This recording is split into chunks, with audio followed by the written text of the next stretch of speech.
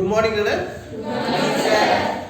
So మనకి 8th class question పరంగా మనకి లాస్ట్ చాప్టర్లో వస్తుంది ఆ యొక్క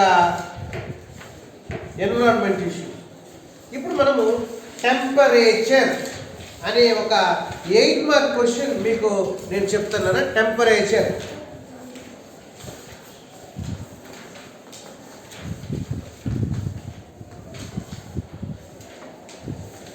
what is the temperature?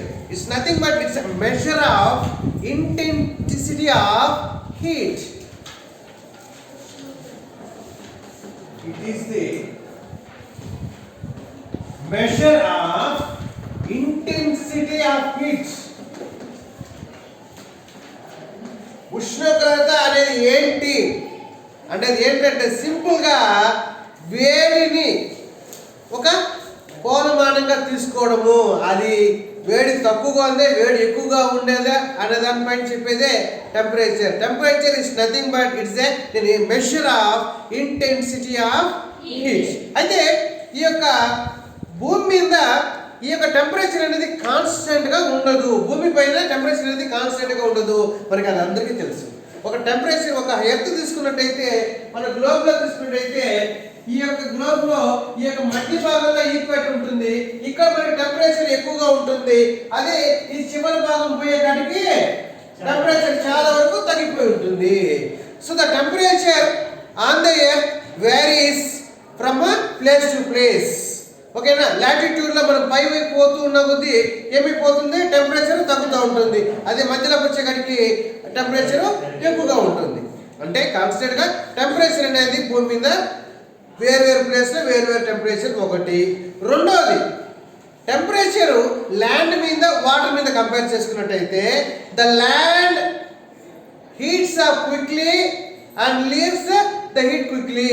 భూమి లేదా నేల సూర్యుడి యొక్క వెలుతురు ఆ యొక్క వేడిని త్వరగా అబ్జర్వ్ చేసుకుంటుంది, త్వరగా డిస్లోడ్ చేస్తుంది. అంటే భూమి ఎంత ఫాస్ట్గా వేడెక్కుతుందో అంతే ఫాస్ట్గా చల్లారిపోతుంది. కానీ నీళ్ళు అలా కాదు, స్లోగా హీట్ ఎక్కుతుంది, స్లోగా చల్లారుతుంది. ఇది ఒక ఇష్యూ. అయితే రెండోది ఇదే భూమి మీద ఒక ప్లేస్లో 1 ఇయర్గా మనం అబ్జర్వ్ చేస్తే అంటే భూమి పైన ఒక పర్టికులర్ ప్లేస్లో టెంపరేచర్ మనం గమనించినట్టయితే it varies season to season. మనం కూడా అబ్జర్వ్ చేస్తూ ఉంటాం. Summer season, winter season, spring season, అవునా లేదా? రైనీ సీజన్ అబ్జర్వ్ చేస్తామా లేదా? అంటే భూమి పైన టెంపరేచర్ వేరియేషన్స్ ఒకే ప్లేస్లో కూడా depending upon season the temperature also varies. ఇది ఒక ఇష్యూ. ఇప్పుడు మీకు ముందు ఒక పాయింట్ చెప్పాను. ఏం చెప్పాను? ల్యాండ్ హీట్ ఎక్కినట్టు ఫాస్ట్గా వాటర్ హీట్ ఎక్కదు. మరి వాటర్ హీట్ లూజ్ అయ్యేది అంత స్లోగా ల్యాండ్ చాలా ఫాస్ట్గా హీట్ లూజ్ అవుతుంది. సరే, ఇప్పుడు ఒక కాన్సెప్ట్ ఉంది. అది ఏంటంటే థర్మల్ స్ట్రాటిఫికేషన్ అంటారు.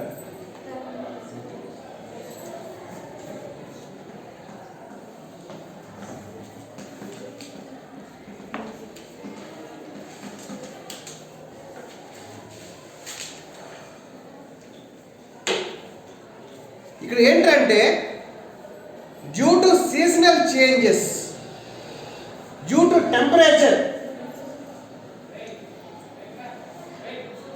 Due to seasonal changes, due to temperature variation, due to temperature the deep lakes are divided into layers according to the temperature ratio. అంటే ఒక లోతైనటువంటి సరస్సు ఈ యొక్క టెంపరేచర్ బేస్ చేసుకొని ఆ లోతైన సరస్సుని 3 భాగాలుగా డిఫరెన్షియేట్ చేశారంట. అది ఏంటో మళ్ళీ చెప్తాం. దానికన్నా ముందుగా వాటర్ యొక్క ఒక అనాలాగస్ బిహేవియర్ అంటారు. అనాలాగస్ ఒక మిరాకిల్, ఒక విభిన్నమైనటువంటి, ఒక విచిత్రమైనటువంటి వాటర్ ప్రవర్తిస్తూ ఉంటుంది. ఆ వాటర్ ప్రవర్తన ఏంటంటే ద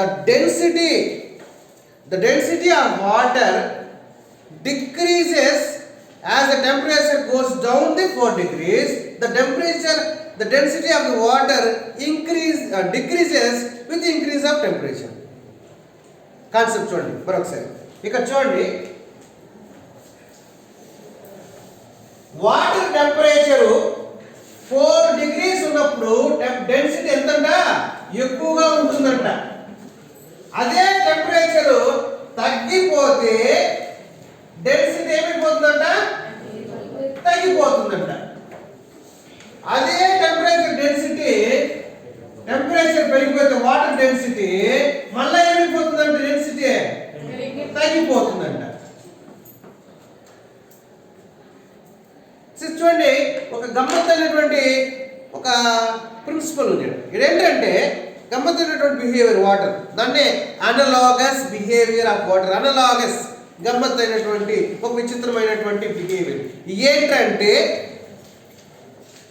టెంపరేచర్ మరీ తక్కువగా ఉంటే డెన్సిటీ తగ్గిపోతుంది అంటాడు, టెంపరేచర్ మరీ ఎక్కువగా ఉంటే డెన్సిటీ తగ్గిపోతుంది అంటాడు. But at the point 4 degrees centigrade మాత్రం, ఆ యొక్క 4 degrees centigrade మాత్రము డెన్సిటీ ఎక్కువగా ఉంటుంది. మన టెక్స్ట్ బుక్ లో కూడా డయాగ్రామ్ ఇచ్చారు చూడండి. చిన్నది చిన్నది చిన్నది పెద్దది ఆ తర్వాత చిన్నది. అంటే అర్థం 4 degrees దగ్గర డెన్సిటీ ఎక్కువ, ఆ తర్వాత పోతూ పోతూ ఉంటే తగ్గిపోతా ఉంది. 4 degrees కన్నా ఎక్కువ పోతున్నా మళ్ళీ డెన్సిటీ తగ్గిపోతా ఉంది. ఇది అక్కడ మనం analogous behaviour of the water. Next, ఇప్పుడు ఇది ముందు మీకు చెప్పాను థర్మల్ స్ట్రాటిఫికేషన్. థర్మల్ స్ట్రాటిఫికేషన్ అంటే ఏంటంటే the division of water layers into layers in a deep lake. ఒక సరస్సులో ఒక నీరు అనేది 3 లేయర్గా డివైడ్ చేయడం అనేది. అంటే అర్థం ఏంటంటే చూడండి, ఇది ఒక లేక్ అనుకోండి. ఈ లేక్ లో పైన ఉన్నటువంటి సర్ఫేస్ వాటర్ టెంపరేచర్ 21 నుంచి 25 degrees centigrade ఉంటుంది. ఆ తర్వాత ఈ యొక్క మధ్య భాగంలో ఉండేదాన్ని, అవునా, ఇక్కడ చూడండి, ప్రతి 21 నుంచి 25 డిగ్రీలో ప్రతి ఒక్క మీటర్ కి 1 degree centigrade తగ్గుతూ ఉంటుంది. ప్రతి ఒక్క మీటర్ కి 1 degree centigrade తగ్గుతూ ఉంటుంది. తర్వాత ఇక్కడ 9 degrees కన్నా వచ్చేంత వరకు దాన్ని మిడిల్ జోన్ అంటారు. సో ఇక్కడ చూడండి, పై లేయర్ ని ఏమని పిలిచారంటే ఏపీ లిమ్నియాన్ అని పేరు పిలిచారు. మధ్యలో దాన్ని థర్మోక్లైన్ లేదా మెటా లిమియాన్ అని పిలిచారు. థర్మోక్లైన్. నెక్స్ట్ కింద ఉన్నదాన్ని హైపో లిమియాన్. ఇక్కడ చూడండి, దీనికి తేడా ఏంటంటే ఇక్కడ సన్లైట్ బాగా పడుతుంటుంది, కొద్దిగా ఫోటోసింథసిస్ యాక్టివిటీ ఉంటుంది. ఫోటోసింథసిస్ ఏంటి? కిరణజన్య సంయోగక్రియ, ఫోటోసింథసిస్ యాక్టివిటీ ఉంటుంది. అదే ఇక్కడ మధ్య భాగంలో లైట్ ఇంటెన్సిటీ తగ్గిపోయింది, టెంపరేచర్ ఒక 9 degrees centigrade వరకు ఉంటుంది. అదే పైన అయితే 21 నుంచి 25 degrees centigrade వరకు ఉంటుంది. అదే ఈ కింద లోయర్ జోన్, ఎక్కడైతే ఎండ అస్సలు పడదో, ఎక్కడైతే ఫోటోసింథసిస్ అస్సలు జరగదో, అది వచ్చి హైపోలిమియాన్, అంటే టెంపరేచర్ చాలా వరకు తక్కువగా ఉండేటువంటి సిచ్యువేషన్. ఇది ఒకటి. ఇప్పుడు ఇక్కడ ఈ యొక్క థర్మల్ స్ట్రాటిఫికేషన్ లో 2 ఓవర్ టర్న్లు ఉన్నాయి, అవునా. ఫాల్ ఓవర్ టర్న్ లేదా ఆటమ్ ఓవర్ టర్న్ ఒకటి, అవునా. స్ప్రింగ్ ఓవర్ టర్న్ అని ఒకటి ఉంది. అంటే ఏంటంటే సృష్టిలో ఒక విషయం మీకు అర్థం అవ్వాలి. ఏంటంటే ఒక లోతైనటువంటి సరస్సులో నీటి అడుగు భాగాన మినరల్స్ ఉంటాయి. మినరల్స్, విటమిన్స్, ఫుడ్ మెటీరియల్స్ అవి కింద ఉంటాయి అడుగున. ఇక్కడ, అవునా, ఇక్కడ ఆక్సిజన్ ఉంటుంది, అవునా. ఇక్కడేమో ఎక్కువగా ఆక్సిజన్ నిండినటువంటి వాటర్ ఉంటుంది, ఇక్కడేమో మినరల్స్ ఎక్కువగా ఉన్నటువంటి వాటర్ ఇక్కడ ఉంటుంది, అవునా. వీటికేమో ఆక్సిజన్ ఎక్కువగా ఉంది, ఆహారం తక్కువగా ఉంది. ఇక్కడ ఆహారం ఎక్కువగా ఉంది, ఆక్సిజన్ తక్కువగా ఉంది. చూడండి, దేవుడు ఒక సృష్టిలో ఏం చేస్తున్నాడంటే, నువ్వు నేను చేయలేనటువంటి పని కింద ఉన్న వాటర్ పైకి పోతుంది, పైన ఉన్న వాటర్ కిందకు వస్తుంది. అది ఎలా వస్తుందంటే సింపుల్ మెకానిజము టెంపరేచర్ వల్ల. ఆ టెంపరేచర్ ఎలాగంటే ఫర్ ఎగ్జాంపుల్ ఇప్పుడు టెంపరేచర్ ఇక్కడ చూడండి, ఇప్పుడు టెంపరేచర్ ఎలా ఉంది, ఈ 3 లేయర్స్ టెంపరేచర్ ఎలా ఉంది అనుకోండి, అవునా? ఫస్ట్ ఆటమ్ ఓవర్ టన్ చూద్దాం. ఫస్ట్ ఆటమ్ ఓవర్ టన్ చూద్దాం. ఏమవుతుందంటే బయట టెంపరేచరు తగ్గిపోతుంది. అంటే 21 నుంచి 25 డిగ్రీస్ ఉన్నటువంటి వాటర్ టెంపరేచర్ కాస్త తగ్గిపోతుంది, డిగ్రీస్. టెంపరేచర్ తగ్గిపోతే డెన్సిటీ కొంచెం పెరిగినట్టే. అప్పుడు ఏమవుతుంది, పైన ఉన్నటువంటి వాటర్ కిందకు వస్తుంది. అవునా కదా? అంటే పైన మెల్లిమెల్లిగా ఎంత టెంపరేచర్ తగ్గిపోతుందో అంట ఆల్మోస్ట్ 0 డిగ్రీ వచ్చేంత వరకు తగ్గిపోతూ ఉన్నట్టయితే ఏమవుతుంది, పైన ఉన్నటువంటి వాటర్ కిందకి వస్తూ ఉంటుంది. అంటే పైన ఉన్నటువంటి వాటర్ కిందకి వస్తుందంటే అర్థమైనటువంటి కింద ఉన్నటువంటి వాటర్ పైకి పోతుంది. దీన్ని బట్టి ఏమవుతుంది, there is a movement of water which is having high source of oxygen to the bottom and also the metals which are present in the bottom to the top. చూసారా, ఒక ఓవర్ టర్న్ వచ్చింది. దేనివల్ల వచ్చింది, temperature. అంటే ఏంటి, పైన వేడిగా ఉన్నటువంటి వాటరు బయట వాతావరణం చల్లబడడం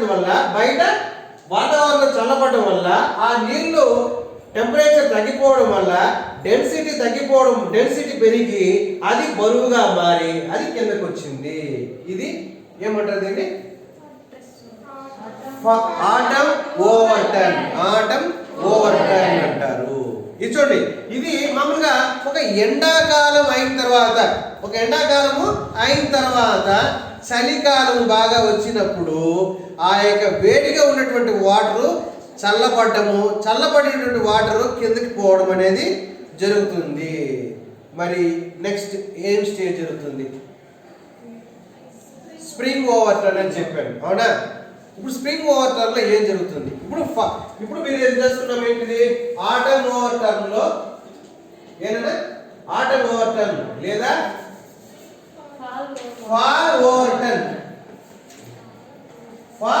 టర్న్ లో ఏమనుకున్నాము, బయట టెంపరేచర్ తగ్గిపోయింది. ఏది, ఎన్విరాన్మెంట్ లో, అవునా? ఎన్విరాన్మెంట్ లో బయట టెంపరేచర్ తగ్గిపోయింది, వాటర్ టెంపరేచర్ తగ్గిపోయింది. అంటే ఏంటి, ఇది ఎండాకాలంలో వేడిగా ఉన్నటువంటి వాటర్ చల్లబడినటువంటి వాటర్ కిందకు వచ్చింది. ఇప్పుడు మనం ఇంకోలాగా ఆలోచిద్దాం. ఇప్పుడు ఎండాకాలం వచ్చింది అంటే సమ్మర్ సీజన్ ముందు ఉన్నటువంటి ఆ యొక్క స్ప్రింగ్ సీజన్ వచ్చింది. స్ప్రింగ్ సీజన్లో ఏమవుతుంది, వాటర్ ఎలా తిరుగుతుంది. ఇక ముందు ఏమని చెప్పాము, వాటర్ వేడిగా ఉంది, బయట వాతావరణం చల్లబడింది కాబట్టి వాటర్ చల్లబడింది, డెన్సిటీ పెరిగింది, బరువు పెరిగింది, కిందకు వచ్చింది అన్నారు. ఇప్పుడు మొత్తం క్లైమేట్ అంతా కూడా చల్లబడింది. ఇప్పుడు ఎండ వస్తుంది. ఎండ వచ్చినప్పుడు ఏం జరుగుతుంది, వేడి అయితే డెన్సిటీ పెరుగుతుందా తగ్గుతుందా? తగ్గుతుంది. అన్నప్పుడు నీళ్ళు పైన ఉంటుందా కింద ఉంటుందా? మరి ఎక్కడ టర్న్ వస్తుందా? అదేనన్నా కాన్సెప్ట్ ఒకటి చూడండి. ఇప్పుడు చలికాలము పైన ఉన్నటువంటి వాటర్ బాగా చల్లబడిపోయింది. ఇప్పుడు ఎండ వచ్చింది. ఎండ వస్తే ఏమవుతుంది, వాటర్ డెన్సిటీ ఏది, ఇప్పుడు చూడండి టెంపరేచర్ తగ్గితే, ఇప్పుడు చూడండి వాటర్ టెంపరేచర్ ఏమో తక్కువగా ఉంది, బయట టెంపరేచర్ ఏమో ఎక్కువగా ఉంది. అర్థం అప్పుడు ఏమో అవ్వాలి. మామూలుగా అయితే మీకు తెలిసినటువంటి కాన్సెప్ట్. ఈ సృష్టిలో that is the magic of the nature. ఏంటంటే మామూలుగా మీరందరూ ఒక విషయం మాత్రం చెప్తూ ఉంటారు. ఏమని చెప్తారంటే, వాటర్ చల్లబడింది చలికాలంలో, ఎండాకాలం వచ్చింది, పైన వాటరు వేడెక్కింది అంటారు. వేడెక్కితే డెన్సిటీ తగ్గిపోతుంది. తగ్గిపోయినప్పుడు వాటర్ కిందకి ఎందుకు పోతుంది? పోదు కదా, పైన ఉంటుంది కదా. మరి ఎందుకు నీళ్ళు కిందకు పోతుంది? ఎందుకు పోతుందంటే అది రీజన్ ఏంటంటే, చలికాలంలో నీటి పైన ఉపరితలం ఉన్నటువంటి వాటర్ ఏమవుతుందంటే 0 డిగ్రీస్ దగ్గర ఐస్గా మారిపోతుంది. ఏమిగా మారిపోతుంది? ఈ యొక్క పైన చలికాలంలో పైన వాటర్ కాస్త 0 డిగ్రీ సెంటిగ్రేడ్ వద్ద ఐస్గా మారిపోతుంది. కింద ఉన్నటువంటి వాటర్ మాత్రము నీళ్ళుగా ఉంటుంది. అది 4 డిగ్రీ సెంటిగ్రేడ్ మెయింటైన్ చేస్తూ ఉంటుంది. అందుకే మీరు మామూలుగా చూస్తూ ఉంటాం టీవీలో, పైనేమో ఐస్ అలా పేరుకుపోయి ఉంటుంది, ఐస్ కింద నీళ్ళు ఉంటుంది, ఆ నీటిలో చేపలు తిరుగుతూ ఉంటుంది. అవునా? సో ఇక్కడ ఏం జరిగింది? పైన వాటర్ ఏమో ఐస్ గా మారిపోయింది. ఎప్పుడు? 0 డిగ్రీ సెంటిగ్రేడ్ దగ్గర ఐస్ గా మారిపోయింది. ఇప్పుడు ఏం వస్తుంది? ఎండాకాలం వస్తుంది. ఎండాకాలం వచ్చేటప్పుడు ఆ పైన ఉన్నటువంటి ఐస్ ఏమైపోతుంది? వేడెక్కి 0 నుంచి 4 డిగ్రీస్ వచ్చేకాడికి ఏమైపోతుంది? కరిగి డెన్సిటీ పెరిగి ఆ పైన ఉన్నటువంటి వాటర్ కిందకు వస్తుంది. చూడండి, రెండిట్లోనూ పైన ఉన్నటువంటి వాటర్ కిందకు రావడం జరుగుతుంది. కారణం ఏంటంటే చలికాలంలో పైన ఉన్నటువంటి వాటర్ ఐస్గా మారిపోతుంది. ఐస్గా మారిపోయిన తర్వాత కింద ఉన్నటువంటి వాటర్ మాత్రం 4 డిగ్రీస్ మెయింటైన్ చేస్తుంది. ఇలా 4 డిగ్రీస్ మెయింటైన్ చేయాల్సిన చోట మీరు అడగచ్చు, సార్ పైన అంతా కూడా ఐస్ క్లోజ్ అయిపోతే ఇంకా ఆక్సిజన్ బయట ఎలా వస్తుంది అంటే కాన్సెప్ట్ ఒకటే. During lower temperature the metabolic activity, physiological activity will be also reduced in the organism. అంటే చలికాలంలో మనం కూడా రోజు ఇంట్లో ఏం చేస్తాము? దుప్పటి వేసుకొని నిద్రపోతాము, అవునా కదా? సో ఇక్కడ కూడా అదే కాన్సెప్ట్. ఇక్కడ ఈ యొక్క చేపలు దుప్పటి వేసి పడుకోవేమో కానీ వాటి యొక్క యాక్టివిటీ తగ్గిపోతుంది. తద్వారా హైపాక్సీ కండిషన్ రాదు. హైపాక్సీ కండిషన్ అంటే ఆక్సిజన్ లెవెల్స్ పడిపోవడము. ఆక్సిజన్ లెవెల్స్ పడిపోవడము, యాక్టివిటీ తగ్గిపోతే ఆ యొక్క ఆక్సిజన్ అవసరత తక్కువ. నిద్రపోయే వాడికి 4 ఇడ్లీలు రోజు సరిపోతుంది నన్ను అడిగితే, అవునా కదా? అదే రోజంతా కూలి పని చేసేవాడికి బిర్యానీ పెట్టినా వాడికి సరిపోదు, అవునా కదా? ఇక్కడ కూడా అదే కండిషన్. టెంపరేచర్ తగ్గిపోయినప్పుడు వాటి ఫిజియలాజికల్ యాక్టివిటీ కూడా తగ్గిపోతుంది. తద్వారా ఆక్సిజన్ అవసరం అనేది కూడా తగ్గిపోతుంది. తద్వారా హైపాక్సీ కండిషన్ అనేది రాదు. ఇప్పుడు నెక్స్ట్ ఇంకో టర్మ్ ఏమన్నాము? Spring over turn. అంటే స్ప్రింగ్ ఓవర్ టర్న్ అంటే ఎండాకాలం రాకముందు ఆ పైన ఉన్నటువంటి ఐస్ అంతా కూడా ఎండ వేడికి అలా కరిగిపోయి ఆ యొక్క నీళ్ళు డెన్సిటీ పెరిగి, అంటే 0 డిగ్రీ సెంటిగ్రేడ్ వద్ద ఉన్న ఐస్ కాస్త టెంపరేచర్ పెరిగి 4 డిగ్రీస్ దగ్గరికి వచ్చిన తర్వాత ఇది ఐస్ నుంచి వాటర్ గా మారి ఆ వాటర్ కూడా డెన్సిటీ ఎక్కువగా ఉంటుంది. వాటర్ యొక్క డెన్సిటీ కూడా ఎక్కువగా ఉండి ఆ డెన్సిటీ వాటర్ కిందకు వస్తుంది. ఇలా పైన చూడండి, ఇక్కడ కాన్సెప్ట్ ఒకటే గుర్తుపెట్టుకోవాలి. ఒక లేక్ లో ఒక ఇయర్ కి 2 సార్లు వాటర్ పైనుంచి కిందకి, కింద నుంచి పైకి పోతుంది. దాన్నే డిప్టిక్ లేక్ అంటారు. అంటే 2 సార్లు ఈ యొక్క లేక్ లో వాటర్ తిరుగుతుంది. Is it right? డిప్టిక్ లేక్. అర్థమైందా?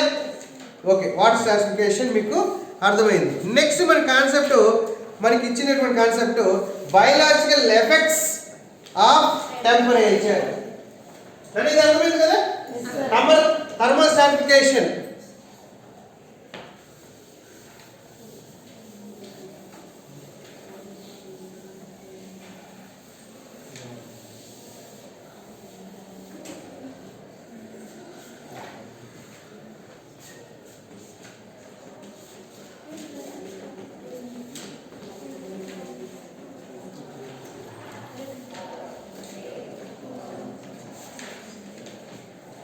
Biological effects of temperature, temperature tolerance అంటారు.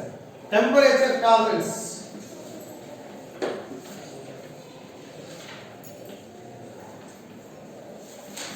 టెంపరేచర్ టర్మినల్లో stenothermal animals, eurythermal animals or organism. ఇక్కడ చూడండి, కొన్ని జీవులు ఏం చేస్తాయంటే బయట వాతావరణం ఎలా ఉన్నాయో వాటి టెంపరేచర్ కూడా మారిపోతూ ఉంటాయి, అవునా? Is it right? ఇక్కడ థర్మల్స్ అంటే those are the organism which can withstand very narrow range of temperature. అంటే స్టెర్నోథర్మల్ అంటే ఏ జీవులైతే ఉష్ణోగ్రత ఒక నేరో గ్యాప్ అంటే ఏంటి, వీటి టెంపరేచర్ 2 or 3 డిగ్రీ సెంటీగ్రేడ్ మధ్య మాత్రమే నేరోగా అవి జీవించగలుగుతాయి, వాటి బాడీని కంట్రోల్ చేసుకోగలుగుతాయి, అందు నుంచి వాళ్ళు ఏవి చేయవు. అదే యూరోథర్మల్ ఆర్గానిజం అంటే మనకి 16 డిగ్రీ సెంటీగ్రేడ్ వద్ద మనం బతికేస్తాం, 35 డిగ్రీ సెంటీగ్రేడ్ వద్ద కూడా మనము బతికేస్తాం. The animals which can withstand wide range of temperatures అంటే మనకి అతి ఎక్కువ చలి అయినా అతి ఎక్కువ వేడైనా మనము తట్టుకొని జీవించాము, అటువంటి వాటిని యూరోథర్మల్ ఆర్గానిజమ్స్ అని అంటారు. Is it? నెక్స్ట్ ఇక్కడ temperature and metabolism.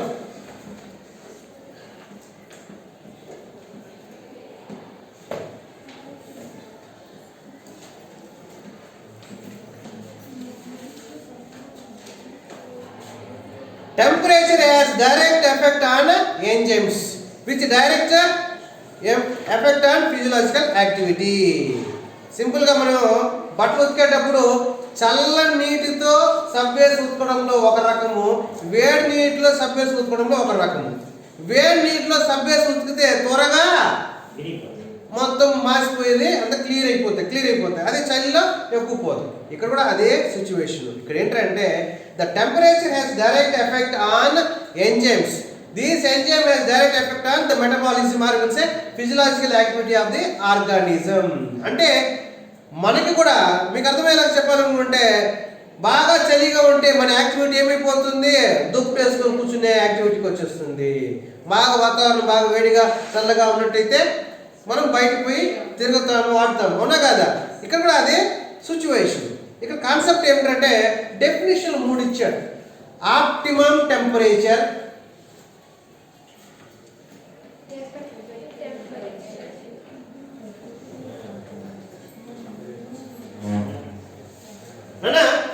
Optimum temperature అంటే it is the temperature at which there will be maximum physiological or metabolic activity. So మీకు maximum physiological activity ఎప్పుడు ఉంటుంది?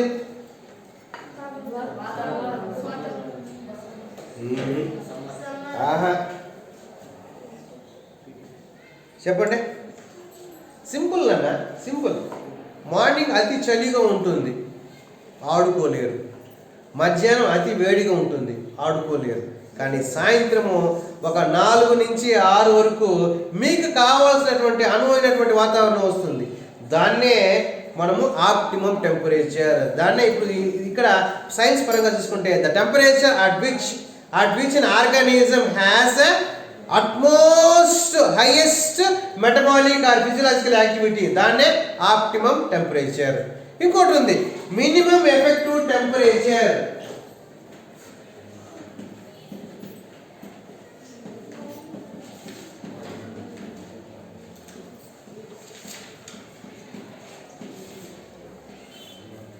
మినిమం ఎఫెక్టివ్ టెంపరేచర్ అంటే లోయెస్ట్ టెంపరేచర్ దగ్గర ఇంకా అంతకన్నా తక్కువ చేస్తే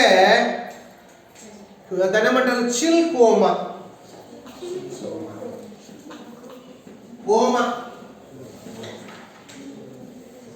అంటే minimum effective this is utmost lowest temperature where an organism can withstand with its activity. అంటే మన శరీరం అనుకోండి, మనల్ని టెంపరేచర్ బయట 6 degrees ఉందనుకో, నువ్వేం చేయగలుగుతావు?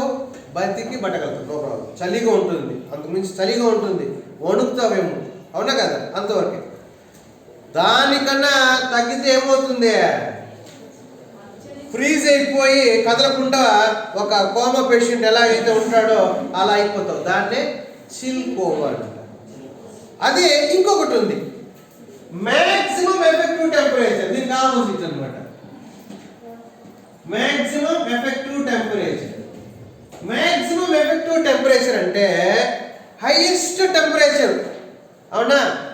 మధ్యాహ్నం బాగా ఎండ తగులుతోంది, అటువంటి 3 o'clock 2 o'clock టైంలో కరెక్ట్గా ఆ టైంలో బాగా వేడిగా ఉన్నప్పుడు నీ యొక్క యాక్టివిటీ, అవునా? ఇంకా అంతకు మించి నీ యాక్టివిటీ ఇంకొంచెము టెంపరేచర్ పెరిగిందో హీట్ కోమా, అంటే నువ్వు కూడా చచ్చిపోతావు. హీట్ కోమా దాన్ని ఏమంటారంటే మ్యాక్సిమం ఎఫెక్టివ్ టెంపరేచర్. అంటే మ్యాక్సిమం ఎఫెక్టివ్ టెంపరేచర్ అంటే the highest temperature at which an organism can withstand. అంతవరకు దాని యొక్క యాక్టివిటీ, దాని ఫిజియలాజికల్ యాక్టివిటీ ఉంటుంది. బియాండ్ అయితే ఆ జీవి కూడా చనిపోతుంది. దాన్ని heat coma, chill coma, heat coma. Chill coma, heat coma. సరే, ఇవి రెండు ఒకటైతే మనకి కొంతమంది సిద్ధాంతం ఒకటి చెప్పాడు, వ్యాన్ హాఫ్ రూల్.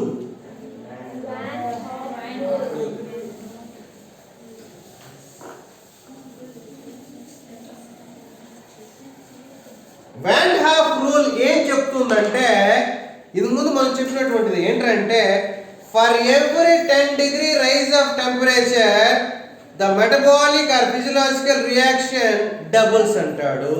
అంటే 10 degrees ఉష్ణోగ్రత పెరిగితే మన యొక్క బాడీలో ఉండే physiological, that is biological activities double అవుతుంది అంటాడు.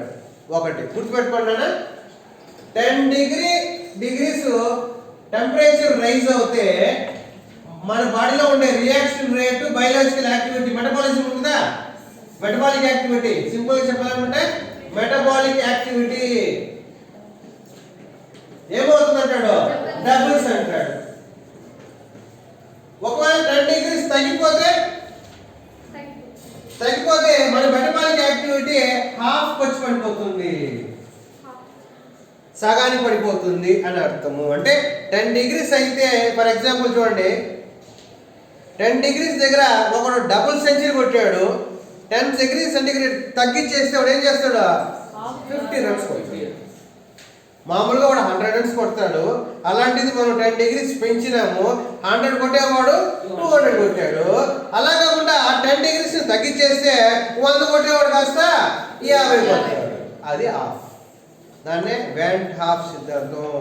ఇతను చెప్పినటువంటి సిద్ధాంతం ప్రకారము, అవునా, వ్యాన్ హాఫ్ ఒక రిక్వెస్ట్ ఇచ్చాడు, టెంపరేచర్ కోఎఫిషియంట్ అంటాడు. Temperature coefficient Q10, temperature coefficient Q10 is equal to, ఆ Q10 ఏంటంటే for every 10 degree rise of temperature, for every 10 degree rise of temperature the rate of metabolism reaction doubles అంటాడు. ఒకవేళ 10 degree rise కాకుండా తగ్గించేస్తే the metabolic activity reduce to half. అది Van Hoff చెప్పినటువంటి సిద్ధాంతం. Next ఇంకోటి మనకి ఒక జీవి ఉంది నాన్న, గమ్మత్తు అయినటువంటి జీవి, దాన్నే సైక్లోమార్ఫిసిస్. నీటిలో జీవించే ఒక డాఫ్నియా అని ఒక క్రస్టేషియన్కి సంబంధించినటువంటి ఒక జీవి. అంటే ఆర్థ్రోపోడాకు సంబంధించినటువంటి ఒక చిన్న పురుగు లాంటిది, వాటర్ ఫ్లీ.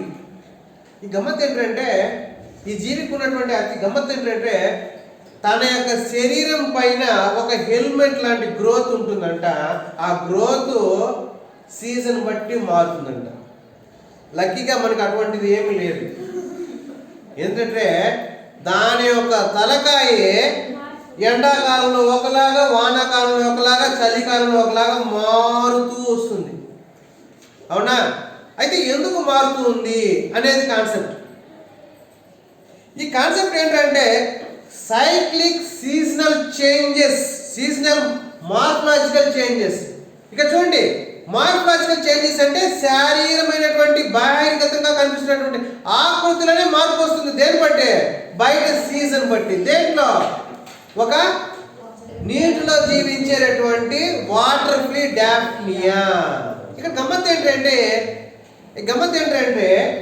స్టార్టింగ్ లో మనకి ఆ యొక్క వింటర్ సీజన్ స్టార్ట్ అయిన వెంటనే, చలికాలం స్టార్ట్ అయిన వెంటనే తన యొక్క తలకాయ ఏమవుతుందంట, రౌండ్ గా వస్తుందంట. తలకాయ ఇక్కడ చూడండి, మీరు రెండే గుర్తుపెట్టుకోండి, ఈజీగా అర్థమవుతుంది. చలికాలంలో దాని యొక్క తలకాయ గుండ్రంగా ఉంటుంది, ఎండాకాలంలో హెల్మెట్ లాగా పొడవుగా తలకాయ పెరుగుతుంది.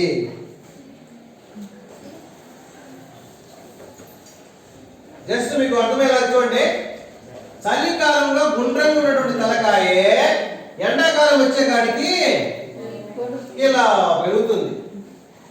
సరే, ఇప్పుడు ఈ యొక్క తలకాయే ఆ మారిగా మారడానికి ఆ జీవి అలా మారడానికి ఏంటి అంటే అర్థం ఏంటంటే, ఇక్కడ మీరు తలకాయ అంటే మరి కళ్ళు, ముక్కు, గొంతు, కాళ్ళు, చేతులు కాదు, హెడ్, హెల్మెట్ అంటారు దానిపైన, పైన హెల్మెట్. అవునా?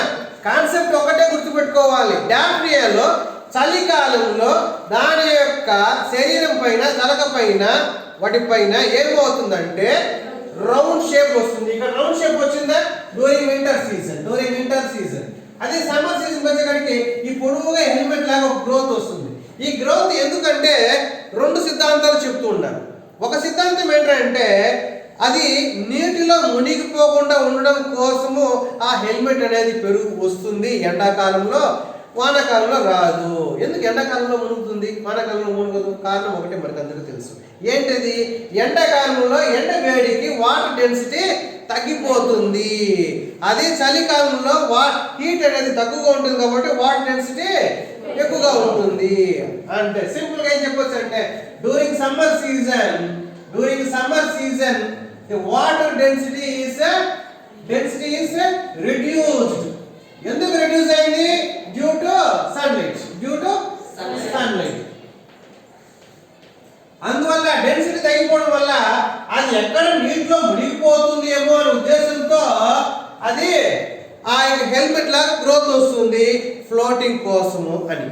దీనికి ఇంకొంతమంది ఏం చెప్పారంటే, దానికి ఇంకొక కథ చెప్పారు, స్టెబిలైజేషన్ ది మూమెంట్ అంటే అది అలా లేకపోతే ఏమైపోతుందంట, కొట్టుకుపోతుందంట. ఆ కొట్టుకుపోయేదాన్ని నివారించడం కోసం కూడా ఈ గ్రోత్ అనేది ఉంటుంది. అంటే రెండు ప్రిన్సిపల్స్ చెప్పారు. అవునా? That is the seasonal morphological changes that occurs in organism. దాన్ని సైక్లోమార్ఫోసిస్. మీరు కూడా చెప్పచ్చు. చలికాలంలో గుండ్రంగా ఉంది, ఎండాకాలంలో ఈ షేప్ వచ్చింది, మళ్ళీ చలికాలం వస్తే మళ్ళీ అదే షేప్ వస్తుంది. ఒక్కసారి ఏమవుతుంది, గుండ్రంగా అక్వైరింగ్ షేప్ వస్తుంది, ఆ తర్వాత ఒక హెల్మెట్ ఆకృతిలో వస్తుంది, హుడ్ లాగా వస్తుంది, ఆ తర్వాత మళ్ళీ గుండ్రంగా వస్తుంది. దీనికి కారణాలు రెండు విధాలుగా చెప్పారు. ఒకటి, గుండ్రంగా ఎందుకు అవుతుందంటే చలికాలంలో వాటర్ డెన్సిటీ ఎక్కువగా ఉంటుంది, ఎక్కువగా ఉన్నప్పుడు అది నీటిలో మునిగిపోయే అవకాశము ఉండదు కాబట్టి ఒకటి. రెండవది, ఆ యొక్క ఎండాకాలంలో డెన్సిటీ తక్కువగా ఉంటుంది, కొట్టుకుపోయే ప్రమాదం ఉంటుంది, మునిగిపోయే ప్రమాదం ఉంటుంది అనే ఉద్దేశంతో టు స్టెబిలైజ్ అంటే ఎక్కువగా కొట్టుకుపోకుండా ఒక చోట నిలబడడానికి ఉండడం కోసమే ఈ యొక్క హుడ్ అనేది ఉపయోగపడుతుంది అని ఇంకొక శాస్త్రవేత్తల యొక్క అభిప్రాయము. Next, thermal adaptation.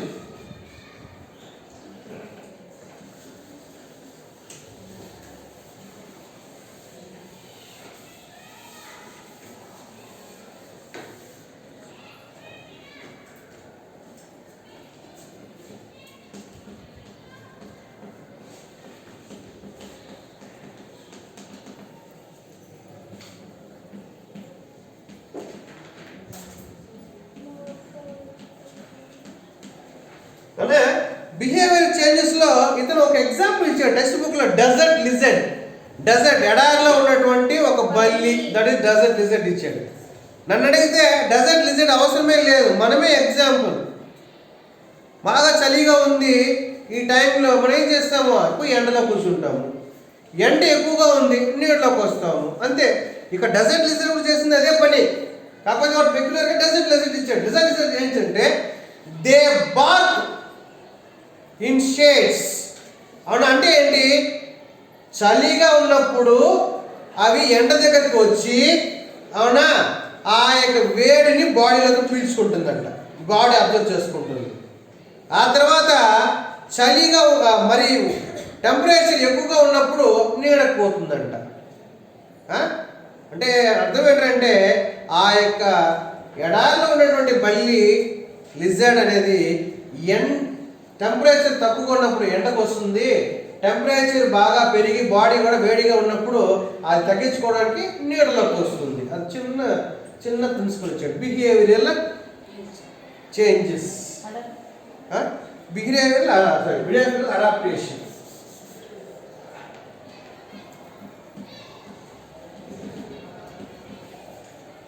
అడాప్టేషన్ అంటే సర్దుబాటు. సో డెజర్ట్ లిజర్డ్ చేసే పని అర్థమైందా? బాగా చలిగా ఉన్నప్పుడు బాడీ టెంపరేచర్ తగ్గిపోయేటప్పుడు ఎండకు వస్తుంది, బాగా బాడీ హీట్ ఎక్కిన తర్వాత నీడలోకి పోతుంది, అంతే సింపుల్. ఇది మనం కూడా చేసే పని, కాకపోతే ఎగ్జాంపుల్లో మన టెక్స్ట్ బుక్లో డెజర్ట్ లిజర్డ్ ఎగ్జాంపుల్ ఇచ్చాడు. అలాగని మీరు సొంతంగా నేను చలిగా ఉంటే ఎండకు పోతాను, ఎండ ఎక్కువ అయితే చలికి వస్తాను, నీళ్ళకి వస్తాను అని చెప్పకండి. మనకి టెక్స్ట్ బుక్లోనే ఉండేది రాయాల్సి ఉంటుంది. Next morphological and anatomical adaptation. ఇక్కడ 2 సైంటిస్టుల యొక్క రూల్స్ ఉన్నాయి. బెర్గ్మెన్స్ రూల్, ఆలియన్స్ రూల్ అని ఉంటుంది. Bergmann's rule, Allen's rule.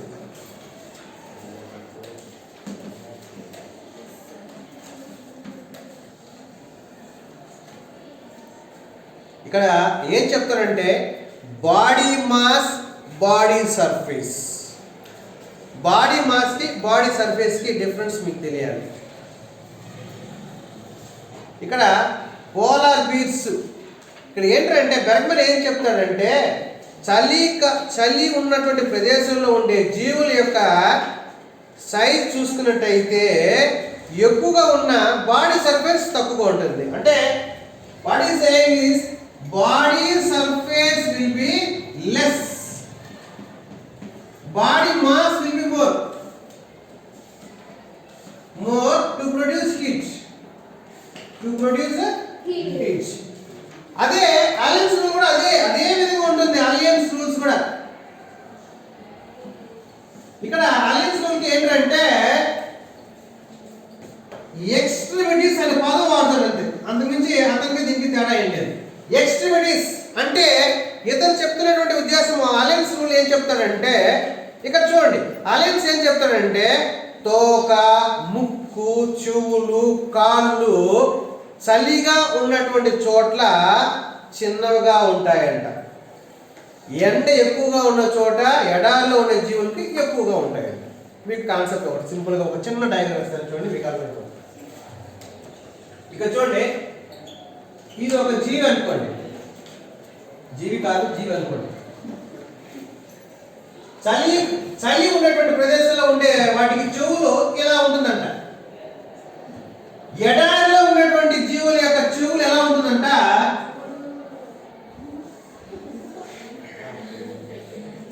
Just మీకు అర్థమైంది, కాన్సెప్ట్ అర్థమైందా? చలిగా ఉన్నటువంటి చోట్ల బాడీ ఎక్స్ట్రీమిటీస్ అంటే ఏంటి? మన చెవులు, ఇది మన బాడీ, ఇక్కడ నుంచి ఇక్కడ వరకు మన బాడీ, ఈ చెవులు, ఈ ముక్కు, ఇవన్నీ కూడా ఎక్స్ట్రీమిటీస్ అని అంటారు. ఇక్కడ చూడండి, మీకు కాన్సెప్ట్ అలియన్స్ చెప్పినటువంటి సిద్ధాంతం ఏంటంటే బాడీ యొక్క ఎక్స్ట్రీమిటీస్ కోల్డ్ రీజన్ లో తక్కువగా ఉంటుంది.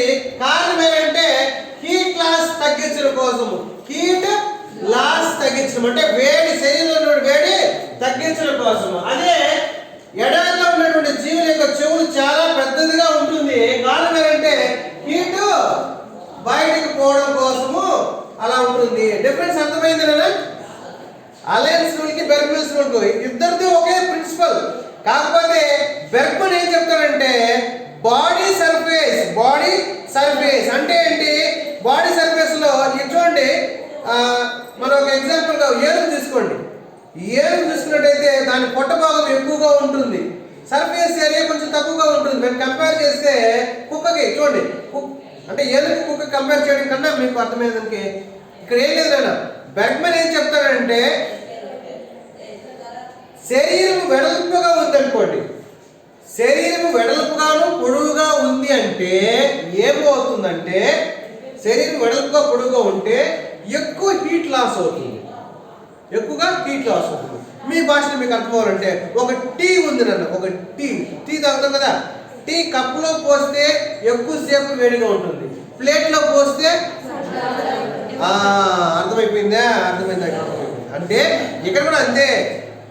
ఆ యొక్క జీవి వెడల్పుగా ఉంటే, పొడవుగాను వెడల్పుగా ఉంటే టెంపరేచర్ త్వరగా తగ్గిపోతుంది. అదే జీవి కొంచెం రౌండ్గా అంటే బాడీ సైజ్ చిన్నదిగా ఉంటే లోపల ఏర్పడినటువంటి టెంపరేచర్ బయటికి పోదు, అది వెడల్పుగా ఉంటే పోతుంది. అదే వాడు అలయన్స్ వాడు కూడా చెప్తున్నాడు. అలయన్స్ కూడా అదే చెప్తున్నాడు. చలి ఉన్నటువంటి చోట్ల ఉన్నటువంటి జీవులు వాటి యొక్క ఎక్స్ట్రీమిటీస్ తక్కువగా ఉంటుంది. చెవులు కానీ, ముక్కు కానీ, తోక కానీ, కాళ్ళు కానీ సైజ్ తక్కువగా ఉంటుంది. అదే ఎడారిలో ఉండే వాటికి ఎక్కువగా ఉంటుంది అని అతను చెప్పాడు. దానికి ఒక ఎగ్జాంపుల్ ఇచ్చాడు. అమెరికన్ మౌస్ అని ఇచ్చాడు. అమెరికన్ మౌస్ ఇచ్చాడు. ఆ అమెరికన్ మౌస్ ఏంటంటే బాడీ మాస్, అవునా, చలి పెరిగే కొద్దీ వాటి యొక్క బాడీ మాస్ పెరుగుతుంది, అవునా, సర్ఫేస్ ఏరియా తగ్గిపోతూ బాడీ మాస్ మాత్రము పెరుగుతుంది అని ఒక ఎగ్జాంపుల్ ఇచ్చాడు.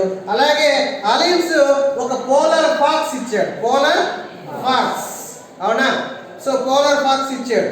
ఏమని? ఎక్స్ట్రిమిటీస్ తక్కువగా ఉంటుంది. ఎక్కడ? చలి ఉన్నటువంటి ప్రదేశంలో, అది ఎడారిలో ఎక్కువగా ఉంటుంది. మీకు అలయన్స్ అర్థమైందా? There will be alliance లో ఒకటే concept. There will be reduction in a body extremities in order to reduce the heat loss.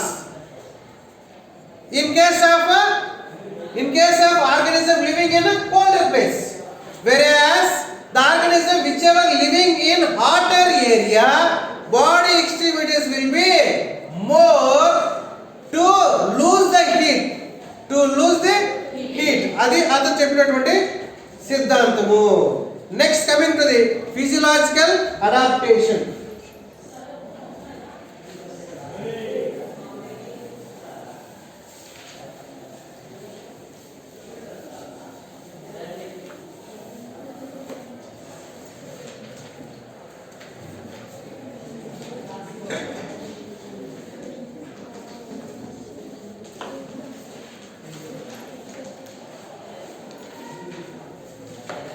Physiological adaptations గురించి మీకు 2 కాన్సెప్ట్ చెప్తాను. నెంబర్ 1, మనం ఎండలో తిరిగినప్పుడు సమ్మర్ సీజన్లో టెంపరేచర్ ఎక్కువ ఉన్నందువల్ల మనకి ఏమవుతుంది? చెమట్లు పడుతుంది, అవునా. During summer season when there is a temperature is excessive, we will get a sweating is nothing but making our body cool.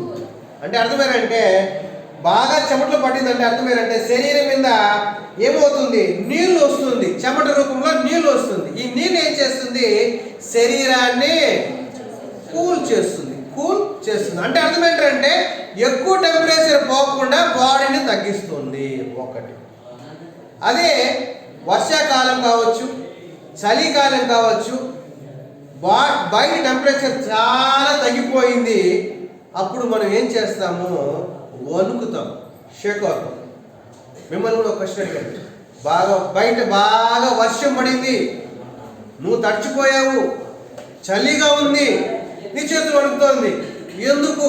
దానికి ఆన్సర్ ఒకటే, బయట టెంపరేచర్ తగ్గిపోయింది, అవునా. అదే టెంపరేచర్ నీ బాడీ కూడా తగ్గిపోతూ వస్తే నీ ఒంట్లో బాడీ క్లాట్ అయిపోతుంది, రక్తం గడ్డగట్టిపోతుంది. ఆ గడ్డగట్టిపోకుండా నిలవడం కోసము మన యొక్క కండరాలు ఏం చేస్తాయి? ఇట్లా ర్యాపిడ్గా కొట్టుకుంటాయి, వణుకుతాయి. ఇలా వణికినప్పుడు ఏమవుతుందంటే ఇక్కడ లోపల కండరాల్లో వేడి పుడుతుంది. ఆ వేడి ఏం చేస్తుందంటే రక్తం గడ్డ కట్టకుండా నివారిస్తుంది ఒకటైతే. రెండవది, నీ బాడీ ఎక్కువగా చలికి లోను కాకుండా వేడి క్రియేట్ అవుతుంది. మీకు ఇది అర్థమవ్వాలంటే ఒకరోజు ఏం చేస్తారంటే తెల్లారితో 5 గంటలకి ఫ్రిడ్జ్లో ఉండే వాటర్ని అలా వేసుకోవచ్చండి. మీకు ఖచ్చితంగా వణుకొస్తుంది, మీకు ఖచ్చితంగా మీ చేతులు వణుకుతాయి. మీ ముఖం మీద పోసుకోండి, మీ ముఖం కూడా బాగా వణుకుతూ మీకు తెలుస్తుంది. కారణం ఏంటంటే ఆ యొక్క టెంపరేచర్ తక్కువ ఉన్నటువంటి వాటర్ బాడీ మీద పడితే ఎక్కడ లోపల ఉన్నటువంటి బ్లడ్ క్లాట్ అయిపోతుందేమో, బాడీ టెంపరేచర్ ఇంకా తగ్గిపోతుందేమో అనే ఉద్దేశంతో నీ యొక్క కండరాలు వణుకుతాయి. అలా వణకడం వల్ల due to rapid contraction and relaxation of muscle, it will generate a heat. This heat will avoid blood coagulation. At the same time, it will maintain temperature, constant temperature. ఇక్కడ concept ఏంటంటే మీకు ఒక 3 జీవుల పేర్లు ఇచ్చాడు. కన్ఫర్స్, పార్షియల్ రెగ్యులేటర్స్ అని 3 ఇచ్చాడు. మనమందరూ కూడా రెగ్యులేటర్ కింద వస్తాము. రెగ్యులేటర్స్. ఒక గ్రాఫ్ ఉంది మీకు టెక్స్ట్ బుక్ లో చూడండి. ఆ గ్రాఫ్ ఏం చెప్తుందో చూడండి. ఇలా ఉంది గ్రాఫ్. ఇది కన్ఫర్స్, ఇది రెగ్యులేటర్స్, ఇంకొకటి పార్షియల్ రెగ్యులేటర్స్. ఇక్కడ చూడండి, ఇది temperature out side, temperature out side, ఇది టెంపరేచర్ ఇన్సైడ్. టెంపరేచర్ ఇన్సైడ్ అని రావచ్చు, లేదా టెక్స్ట్ బుక్ లో ఉన్నట్టు ఇంటర్నల్ టెంపరేచర్, ఇంటర్నల్ టెంపరేచర్. ఇది ఎక్స్టర్నల్ టెంపరేచర్. మీకు మన గ్రాఫ్ షీట్ ప్రకారం మనకు తెలుసు, ఇలా ముందుకు పోతూ ఉంటే టెంపరేచర్ ఏమవుతుంది, పెరుగుతుంది, అవునా కదా. 5 degrees, 10 degrees, 15 degrees, 20, 25, 30, 35 degrees అలా పోతూ ఉంటుంది, అవునా. ఇలా పోతుంటే ఇక్కడ 5 degrees, 10 degrees, 15 degrees, 20, 25, 30, 35, 40, అవునా. ఇక్కడ ఏంటంటే కొన్ని జీవులు ఏం చేస్తాయంటే బయట వాతావరణం ఎలా ఉన్నా, బయట వాతావరణము ఎలా ఉన్నా వాటి బాడీ టెంపరేచర్ కాన్స్టెంట్ గా మెయింటైన్ చేస్తుంది. మనమే ఎగ్జాంపుల్, మ్యామల్స్ మనం ఎగ్జాంపుల్, ఈవెన్ బర్డ్స్ ఆల్సో. ఎలా ఎగ్జాంపుల్ అంటే బయట ఎక్కువగా చలి ఉందనుకో, బెడ్షీట్ వేసుకుంటాము లేదా వణుకుతాము. బెడ్షీట్ ఉంటే బెడ్షీట్ వేసుకుంటాము లేదా వణుకుతాము. ఎందుకు? పూర్తిగా బాడీ ఐస్ కాకుండా ఉండడం కోసం. మీకు ఇది అర్థం అవ్వాలంటే మీరు ఒక పని చేయాలి. అందరూ ఏడుస్తూ ఉంటారు, మీరు దాన్ని పట్టించుకోకుండా పోయి శవాన్ని తాకండి. ఐస్ లాగా ఉంటుంది. మనిషి బతుకున్నంత వరకు మాత్రమే మనిషి బాడీ వేడిగా ఉంటుంది. చనిపోయిన 1.5 hour లోపలే బాడీ అనేది ఐస్ లాగా ఉంటుంది. మీరు ఎవరైనా టెస్ట్ చేసుకోవచ్చు, అవునా. గబక్కని ఎవరైనా మీ పక్కన ఎక్కడ ఎవరైనా తాతో అవ్వ ఎవరైనా చనిపోతే, అవునా, ఏడ్చినట్టు నడుస్తారు, ఎలా చేయండి. సో అంటే ఇక్కడ చూడండి, మన బాడీ ఏం చేస్తుందంటే సగం ఎనర్జీ, బాడీలో సగం ఎనర్జీ నీ యొక్క టెంపరేచర్ మెయింటైన్ చేయడానికి ఖర్చు అవుతుందంట.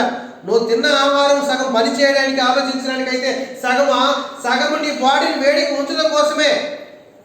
సో చలిగా ఉంది, ఏమి చేస్తుంది బాడీ, వణుకుతుంది, హీట్ లిబరేట్ అవుతుంది, హీట్ జనరేట్ అవుతుంది. బయట వాతావరణం చాలా ఎక్కువగా ఉంది, చెమటలు వస్తుంది బయటికి. సో ఏదో ఒక ఎనర్జీ, ఏదో ఒక రూపంలో బాడీని కాన్స్టెంట్ గా మెయింటైన్ చేయడం కోసం అది జరుగుతూ ఉంటుంది. దాన్నే మనము రెగ్యులేటర్స్ అంటాం, అవునా. సెకండ్ థింగ్, కొన్ని జీవులు ఏం చేస్తాయంటే బాహ్య వాతావరణం ఎలా ఉన్నాయో వాటి వాతావరణం అలానే ఉండిపోతుంది. కొన్ని చేపలు ఏం చేస్తాయి, నీళ్ళు ఉంటాయి కదా, నీళ్ళు ఎంత వేడి ఉంటే అంత వేడి ఉంటుంది. మీరు అడగచ్చు, మరి ఎక్కువ అయితే కూడా ఉంటుంది అంటే కొంతవరకు అవి ఏమవుతాయి, సస్టైన్ అవుతాయి. బియాండ్ అయితే అవి కూడా చచ్చిపోతాయి. కాకపోతే the temperature varies according to temperature of the external environment. వాటి యొక్క బాడీ టెంపరేచర్ బయట ఉన్నటువంటి టెంపరేచర్తో పాటు వాటి టెంపరేచర్ హెచ్చు దగ్గర వస్తే దాన్ని కన్ఫర్స్ అంటారు, లేదా కాన్స్టెంట్ గా మనలాగా ఉంటే దాన్ని రెగ్యులేటర్స్ అంటారు. ఇంకొక రకం ఉంది, పార్షియల్ రెగ్యులేటర్స్. ఇది దీనికి ఎగ్జాంపుల్ గా మనకి టెక్స్ట్ బుక్ లో క్యామెల్ ఇచ్చాడు. క్యామెల్ ఏం చేస్తుందంటే, అవునా, టెంపరేచర్ బయట చలిగా ఉంటే ఇది కూడా చలిగా ఉంటుందంట కొంతవరకు. ఆ తర్వాత బాడీ కాన్స్టెంట్ గా మెయింటైన్ అవుతుంది. ఇక్కడ చూడండి క్యామెల్లో, ఇక్కడ చూడండి టెంపరేచర్ తక్కువగా ఉంటే బాడీ టెంపరేచర్ తక్కువగా ఉంటుంది. బయట టెంపరేచర్ కాన్స్టెంట్ గా అయిపోతే దాని మించిన తర్వాత బాడీ టెంపరేచర్ అది రెగ్యులేట్ చేసుకోగలుగుతుంది. దాన్ని పార్షియల్ రెగ్యులేటర్స్ అని పదము ఇవ్వడము జరిగింది. నెక్స్ట్ దీంట్లో మీకు ఒక పాయింట్ ఉంది, హోమియోస్టాసిస్. హోమియోస్టాసిస్ అంటే ఏం లేదు నాన్న, బాడీలో మినరల్ అయాన్స్, వాటర్, అవునా, బ్యాలెన్స్ లో ఉంచుకోవడము, బ్యాలెన్స్ గా ఉంచుకోవడాన్ని homeostasis, maintaining of constant internal ionic balance అని అంటారు. Is it right? నెక్స్ట్ దాన్నే ఇంకో విధంగా కూడా చెప్తారు, Osmo regulation, maintaining of constant, అవునా. సో ఈ రెండు అర్థమైన తర్వాత మీకు నెక్స్ట్ అర్థం అవ్వాల్సింది మైగ్రేషన్.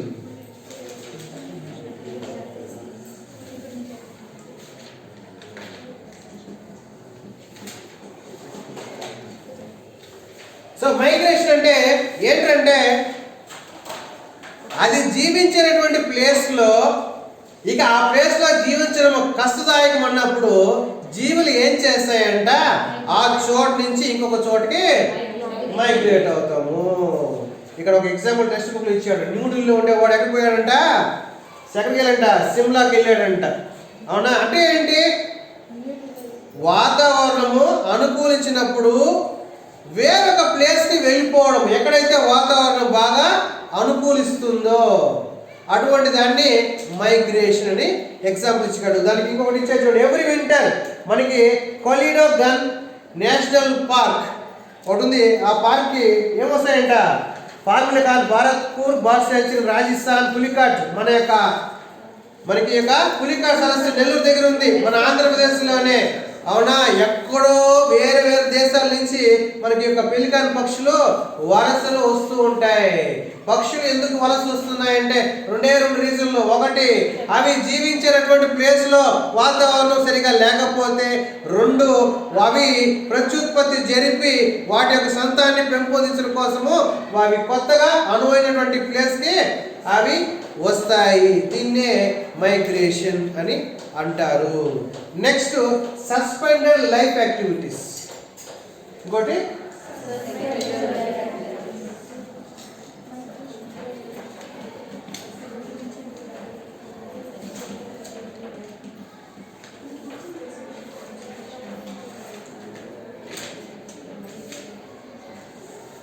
సస్పెండెడ్ లైఫ్ యాక్టివిటీస్ అంటే ఏంటంటే కొన్ని బ్యాక్టీరియాలు కానీ, కొన్ని వైరస్, కొన్ని స్పోర్స్ కానీ, ఫంగై కానీ, కొన్ని లోయల్ పార్ట్స్ కైండ్స్ ఏం చేస్తాయంటే వాటి చుట్టూ స్పోర్స్ని నిర్మించుకుంటాయి during unfavourable conditions.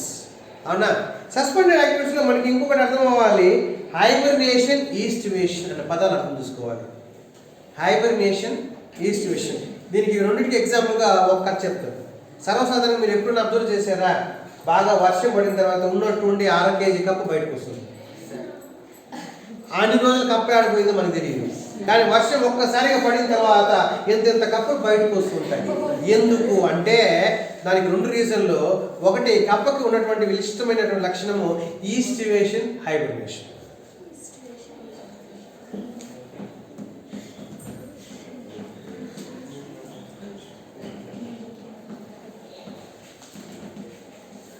Aestivation, hibernation అంటే ఏం లేదు నాన్న, డ్యూరింగ్ ఎక్స్ట్రీమ్ టెంపరేచర్, ఎక్కువ టెంపరేచర్ ఉన్నప్పుడు, ఎక్కువగా ఎండాకాలం ఉన్నప్పుడు, ఎండ వేడిగా ఎక్కువ ఉన్నప్పుడు ద ఆర్గానిజం ఏమవుతుందంట,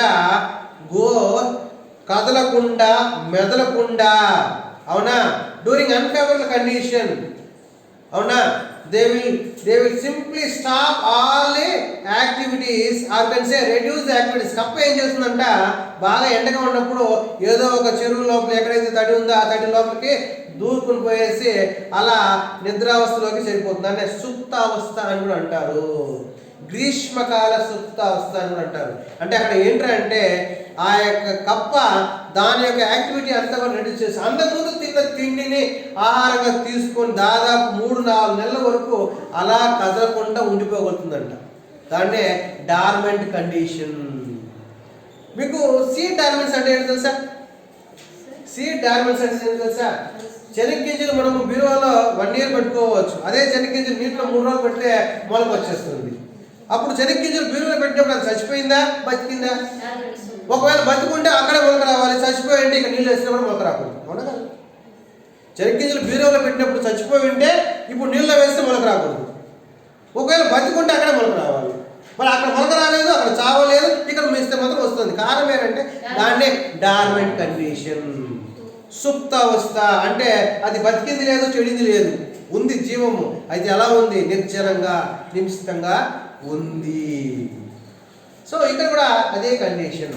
అదే కోల్డ్ కండిషన్ ఉన్నప్పుడు, బాగా చలిగా ఉన్నప్పుడు అదే కప్ప కదలకుండా మట్టి లోపలికి జరుపుకుపోయి అలానే ఉండిపోతే, during extreme cold conditions or cold temperature when an animal goes a dormant condition, దాన్ని ఏమంటారంట? హైబర్నేషన్. సో ఈ హైబర్నేషన్ ఇది ఇచ్చాడు చూడండి. ఎస్కేప్ ప్లేస్ ఒకటి, ఎస్కేప్ టైం ఒకటి. రెండింటికి డిఫరెన్స్ ఏంటి చెప్పండి. Escape in place, escape in time.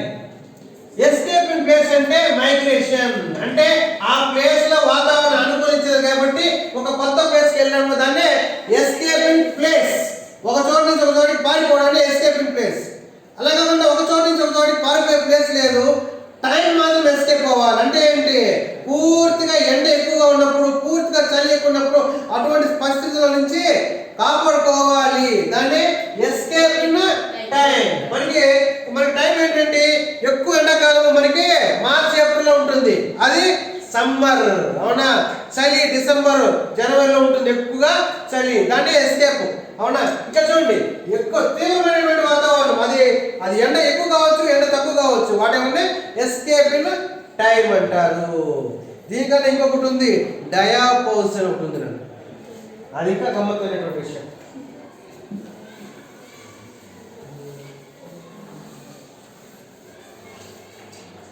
చూపిస్తుంది.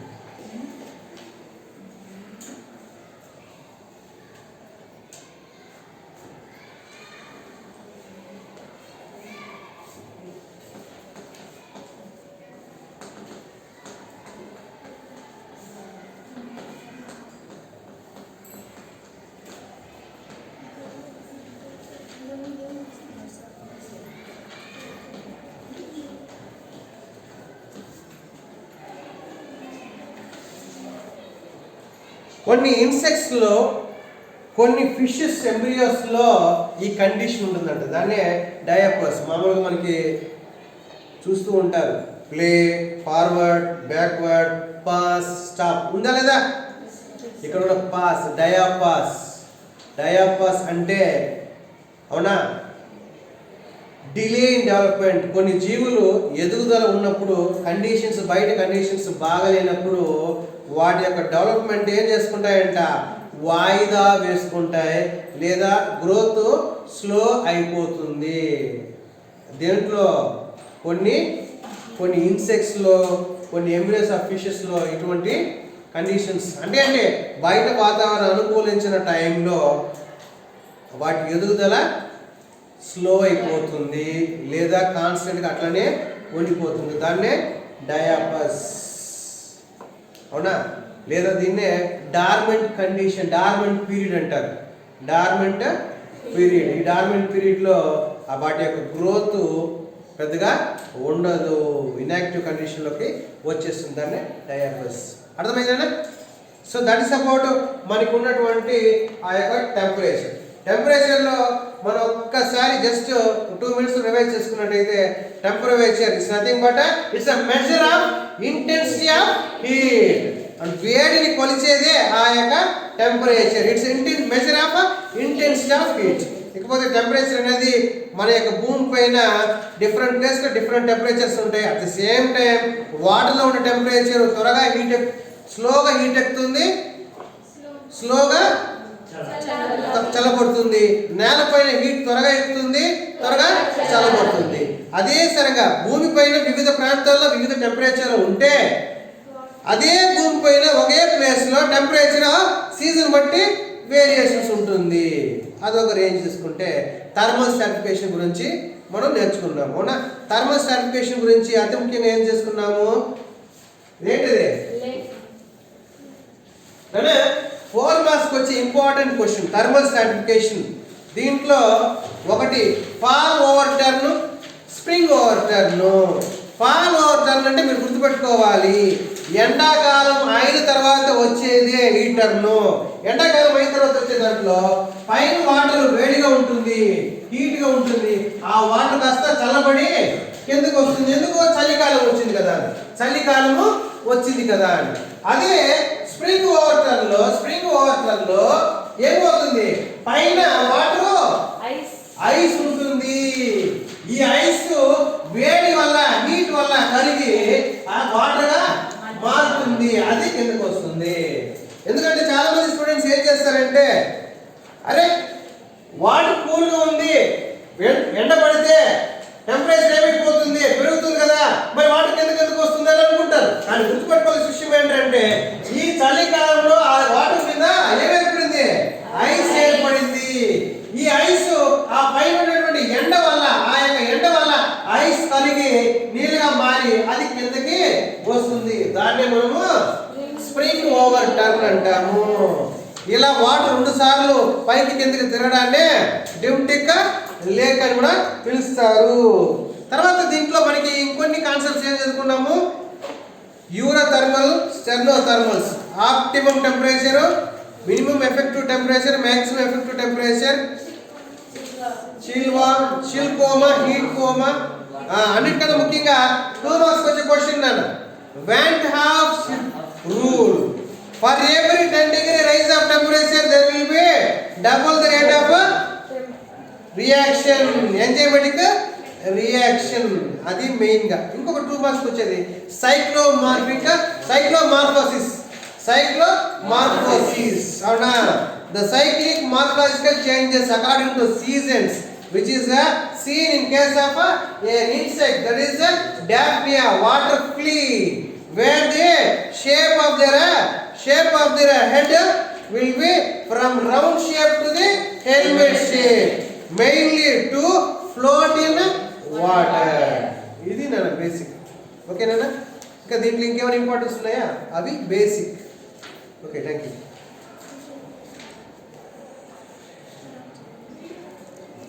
నాన్న